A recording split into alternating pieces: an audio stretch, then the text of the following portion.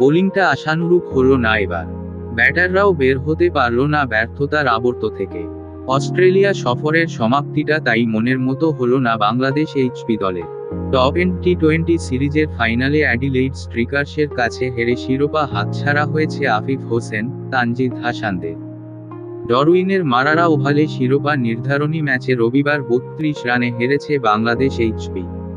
170 রানের লক্ষ্যে স্রেফ 137 রানে গুটিয়ে যায় আকবর আলীর নেতৃত্বাধীন দলটি। টসে জিতে বোলিং বেছে নেন বাংলাদেশ এইচপি দলের অধিনায়ক, কিন্তু বোলাররা সুযোগটা কাজে লাগাতে পারেননি। টম ওকনেলের 50 এবং রিয়ান কিং ও লিয়াম স্কটের 2 রানের ইনিংসে নির্ধারিত 20 ওভারে 7 উইকেটে 169 রান তোলে অ্যাডিলেইড। রিপন মণ্ডল 37 রানে নেন 2 উইকেট। একটি করে উইকেট শিকার করেন আফিফ হোসেন ও মাহফুজুর রহমান। জবাবে 1 বল বাকি থাকতে গুটিয়ে যায় বাংলাদেশ এইচপি। ওপেনার তানজিদ হাসান করেন 29 বলে সর্বোচ্চ 35 রান।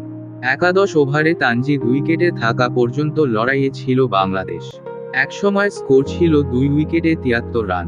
তানজিদ ফিরতেই আর দাঁড়াতে পারেনি কেউ। 20 বার করতে পারেন আর কেবল মাহফুজুর রহমান রাব্বি, করেন 19 বলে 21 রান। অ্যাডিলেইডের 5 বোলার নেন 2টি করে উইকেট। 18 বলে 30 রানের কার্যকর ইনিংসের পর 28 রানে 2 উইকেট নিয়ে man of the final Liam Scott.